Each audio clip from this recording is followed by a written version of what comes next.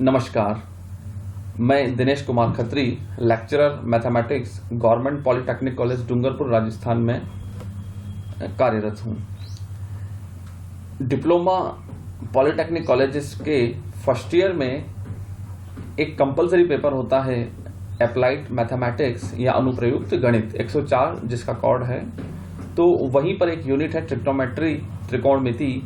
उसी के अंदर हमें जो टॉपिक पढ़ना है वो है प्रोडक्ट एंड सीडी फॉर्मूला, गुणन एवं सीडी सूत्र।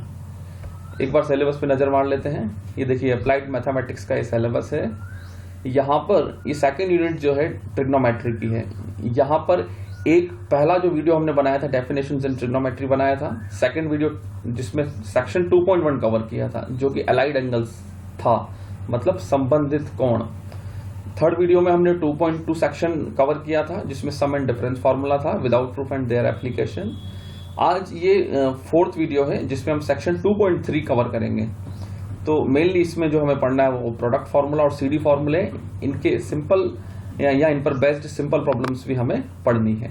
तो चलिए शुरू करते हैं। देखिए गुणनफलों का योगफलों या अंतर में रूपांतरण, इन्हीं को हम प्रोडक्ट फार्मूला भी कहते हैं, क्योंकि यहाँ पर प्रोडक्ट जो है वो सम में कन्वर्ट हो रहा है। तो प्रोडक्ट फार्मूला इसे कहा जाता है transformation of products into sums और डिफरेंसेस।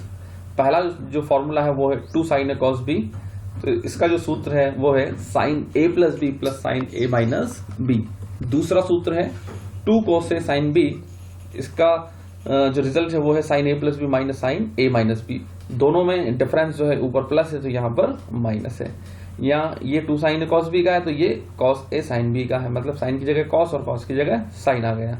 लेकिन राइट साइड में जो रिजल्ट है वो प्लस की जगह माइनस हो जाता है। फिर से देखिए third formula 2 cos a cos b, तो ये बन जाता है आपका cos a plus b plus cos a minus b। Fourth जो सूत्र है वो है 2 sin a sin b that is equal to cos a minus b minus cos a plus b। यहाँ पर ये जो लास्ट वाला सूत्र है 2 sin a sin b, ये थोड़ा सा डिफरेंट है।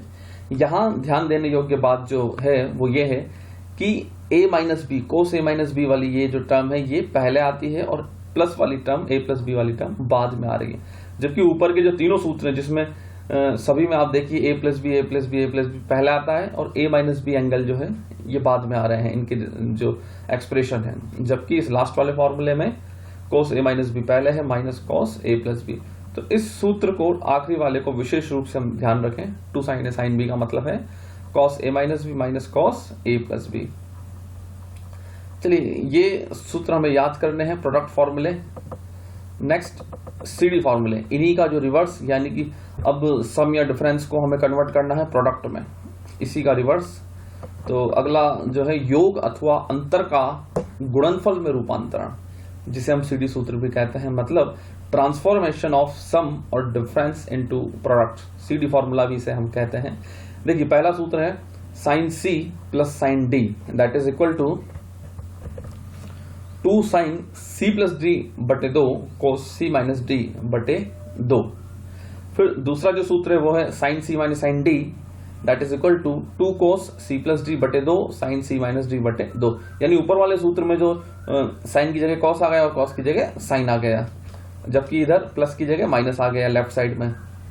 फिर तीसरा जो सूत्र वो है cos c plus cos d that is equal to 2 cos c plus d बटे 2 cos c माइनस d बटे 2।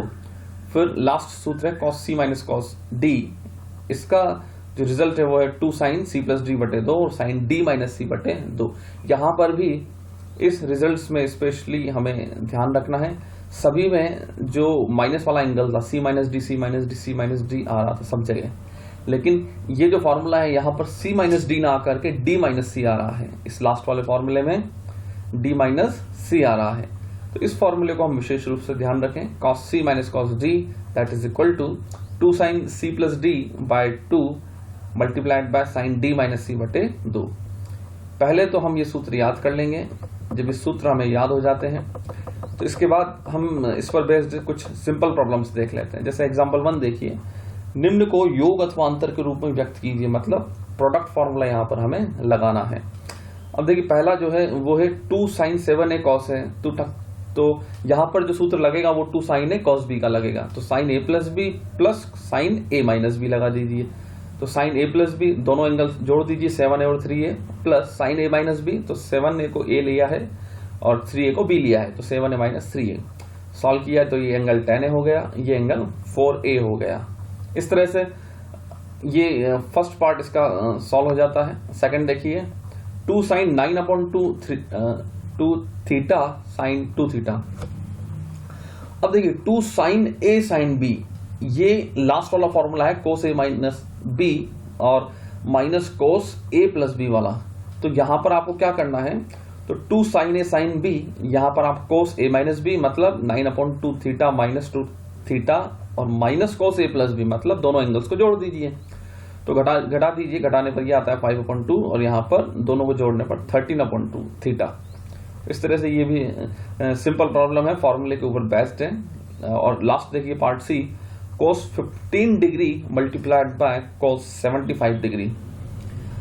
अब देखिए जो हमारे प्रोडक्ट फॉर्मूले हैं इनकी एक खासियत थी कि इन सभी में देखिए आगे 2 आ रहा है, तो ये जब भी आप इधर से प्रोडक्ट से सम या डिफरेंस लिखेंगे तो इधर 2 होना जरूरी है, अगर 2 नहीं होगा तो आप 2 आपको लाना होगा। तो ये जो रिजल्ट आता है ये 2 को इंक्लूड कर ही है, यानी कि 2 sin A cos B cos A sin B इन सभी के आगे 2 लगा हुआ है, यानी 2 का होना बहुत जरूरी है। तो product sin A sin B या cos A cos B product हो या गुणनफल होंगे 2 ट्रिग्नोमेट्री के, साइन और cos के या साइन साइन या cos cos के, तो ऐसी स्थिति में सिर्फ उनसे ही काम नहीं चलेगा, हमारे पास आगे 2 भी होना चाहिए। तो देखिए एग्जाम्पल 1 में ये पार्ट ए में आगे 2 था, पार्ट बी में भी आगे 2 था, लेकिन पार्ट सी में 2 नहीं है। तो फिर पहला काम ये करिए कि 2 बना दीजिए, यानी 2 से ऊपर नीचे गुणा कर दीजिए, तो 1/2 तो बाहर रह जाएगा और जिस 2 से हमने गुणा किया है इस 2 को इंक्लूड करके या इस 2 को शामिल करके हम सूत्र लगा सकते हैं। तो 2 cos A cos B, तो सूत्र बन गया cos A plus B plus cos A minus B। तो cos A प्लस B मतलब 15 प्लस 75 और cos A माइनस B मतलब cos 15 माइनस 75। तो ये तो आपका cos 90 हो जाता है और ये आपका cos माइनस 60। चूंकि हम जानते हैं कि cos जो है वो माइनस को एब्जॉर्ब कर लेता है, मतलब cos माइनस थीटा आपका cos थीटा के बराबर होता है, cos minus theta cos theta के बराबर होता है। cos 90 डिग्री का मान 0, cos माइनस 60 आपका cos 60 के ही बराबर होगा। तो ऐसी स्थिति में cos 60 का मान जो भी हमें ध्यान है 1/2 वो हम यहाँ रखें, तो हमें फाइनल रिजल्ट मिलता है। नेक्स्ट एग्जाम्पल 2 की बात करते हैं। सिद्ध कीजिए कि cos 20 degree cos 40 degree cos 60 degree और cos 80 degree that is equal to 1/16 है। ये एक इंपॉर्टेंट क्वेश्चन है, पिछले एग्जाम्स में भी पूछा गया है पॉलिटेक्निक डिप्लोमा फर्स्ट ईयर के अप्लाइड मैथमेटिक्स में। तो चलिए इसको प्रूव करने के लिए आपको क्या करना है, पहले LHS ले लेना है। अब LHS को ध्यान से देखिए आप, तो हम देखते हैं कि cos सभी जगह cos है और cos के साथ जो एंगल्स हैं वो 20 डिग्री 40 डिग्री 60 डिग्री और 80 डिग्री। इसमें से स्टैंडर्ड एंगल जो मानक कोण है वो सिर्फ 60 डिग्री वाला है। 80 डिग्री 40 डिग्री 20 डिग्री की हमारे पास वैल्यू नहीं होती, लेकिन cos 60 डिग्री या sin 60 डिग्री की वैल्यू हमारे पास होती है। तो cos 60 डिग्री की वैल्यू हम जानते हैं 1/2 होती है। तो देखिए अगली स्टेप में क्या किया हमने, पहले तो हमें क्या करना है कि जो प्रोडक्ट फॉर्मूले हैं वो तो 2-2 करके ही लिए जाते हैं, 2 cos A cos B है ना। तो यहाँ पर किन्हीं भी 2 का पेयर ले लीजिए, जैसे cos 20 और cos 40 का मैंने पेयर ले लिया, इस पर ब्रैकेट भी लगा दिया। अब मुझे अगर प्रोडक्ट फॉर्मूला लगाना है तो 2 से ऊपर नीचे भी गुणा करना होगा, तो मैंने ये 2 से ऊपर नीचे भी गुणा कर दिया और किन्हीं 2 को मैंने ले लिया। शुरू के 2 मैंने लिए हैं 20 और 40 वाले। cos 60 का मान मैंने 1/2 रखा है जो कि स्टैंडर्ड एंगल है, और cos 80 को मैंने एज इट इज छोड़ दिया है। तो ये 1/2 और बाहर वाला 1/2 मिलकर के 1/4, और ये जो अंदर बसता है ब्रैकेट के अंदर 2 cos A cos B, यहां पर आप प्रोडक्ट फॉर्मूला लगा दीजिए। कैसे लगाएंगे, तो 2 cos A cos B सूत्र क्या कहता है, cos A plus B plus cos A minus B। तो cos A प्लस B दोनों एंगल्स को जोड़ा plus cos A minus B, angles को घटा दीजिए और cos 80 डिग्री बाहर रहेगा। तो 1/4 बाहर ऑलरेडी है और इधर cos 80 डिग्री भी ब्रैकेट के बाहर ही चल रहा है। तो ये दोनों एंगल मिलकर के 60, ये दोनों एंगल माइनस होकर के माइनस 20 डिग्री मिलता है, लेकिन cos माइनस थीटा बराबर cos थीटा, यानी कि cos जो है वो माइनस को एब्जॉर्ब कर जाता है। तो ऐसी स्थिति में यहाँ पर cos 20 डिग्री ही आएगा तो cos माइनस 20 डिग्री, लेकिन cos माइनस डिग्री आपका cos 20 डिग्री के बराबर होगा।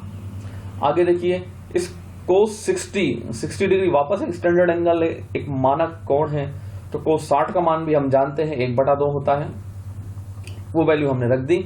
जिसको नहीं जानते कॉस 20 डिग्री उसको आप एज इट इज रखिए, कॉस 80 डिग्री आगे सॉल्व करिए, ब्रैकेट खोल दीजिए पूरी तरह से, इस 1/4 को भी अंदर मल्टीप्लाई कर दे और कोस 80 डिग्री को भी मल्टीप्लाई कर दे।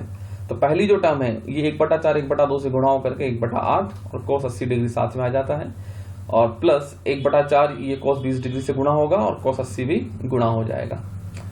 अब देखिए पहले वाले में तो अकेला कोस 80 डिग्री है, इसका तो हम कुछ नहीं कर सकते फिलहाल, लेकिन ये जो कोस 20 डिग्री और कोस 80 डिग्री यहाँ पर हम प्रोडक्ट फॉर्मूला लगा सकते हैं। तो प्रोडक्ट फॉर्मूला लगाने के लिए 2 होना चाहिए आगे, तो 2 से ऊपर नीचे गुणा किया, 2 नहीं है चूंकि, तो 2 से ऊपर नीचे गुणा कर दिया।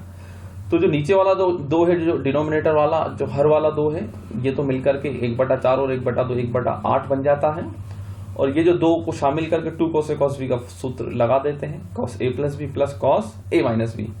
तो ऐसा करने पर पहला जो एक्सप्रेशन है 1/8 cos 80 डिग्री, इसको तो एज इट इज रहने दिया, प्लस 1/8 ये भी एज इट इज, ब्रैकेट के अंदर क्या चेंज आएंगे देखो, 20 और 80 डिग्री मिलकर के cos 100 डिग्री, और 20 माइनस 80 डिग्री ये मिलकर के 60 डिग्री, वापस माइनस 60 डिग्री आएगा, लेकिन वो cos माइनस 60 आपका cos 60 डिग्री के बराबर होगा, माइनस को एब्जॉर्ब कर लेगा cos। फिर देखिए फिर से ये cos 60 डिग्री स्टैंडर्ड एंगल है, मानक कोण है, तो इसका मान 1/2 फिर से रख दीजिए।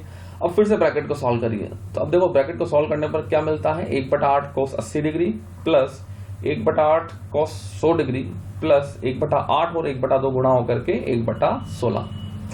अब देखिए हम एक काम कर सकते हैं कि पहले वाले एक्सप्रेशन को छोड़ दें, दूसरे वाले एक्सप्रेशन में इस 100 डिग्री को हम कन्वर्ट कर लें न्यून कोण में, 90 डिग्री से कम वाले कोण में। तो हम इस 100 डिग्री को पाई माइनस 80 डिग्री लिख सकते हैं, 180 माइनस 80 100 होता है, तो इस 100 डिग्री को हमने लिख दिया पाई माइनस 80, बाकी को एज इट इज छोड़ दिया।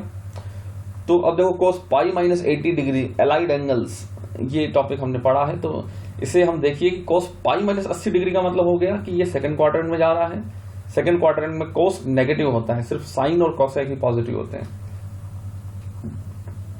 तो इसलिए cos 80 डिग्री तो आएगा ही सही, चूंकि चंद्र लाइन पर नहीं है π/2 और 3π/2, तो इसलिए चेंज भी नहीं होगा, cos साइन में नहीं बदलेगा, cos की जगह cos, और थीटा की जगह 80 डिग्री, तो cos 80 डिग्री, लेकिन सेकंड क्वाड्रेंट होने के कारण माइनस भी आएगा, तो ये बाहर माइनस लगा दिया। अब 1/8 cos 80 डिग्री और माइनस 1/8 cos 80 डिग्री समान टर्म है, कैंसिल हो जाएगी माइनस होने के कारण, एक माइनस की और एक प्लस की है, और जो बचता है वो 1/16 है।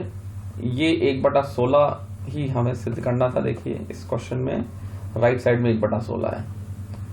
तो इस तरह से हम 2-2 करके प्रोडक्ट फॉर्मूला लगाते जाएं, और जो स्टैंडर्ड एंगल 60 डिग्री आ रहा है बीच बीच में, इसकी वैल्यू जो भी है आप पुट करते जाइए, इजीली इस तरह से सॉल्व किया जा सकता है। नेक्स्ट क्वेश्चन देखिए, एग्जांपल 3, गुणनफल के रूप में व्यक्त कीजिए।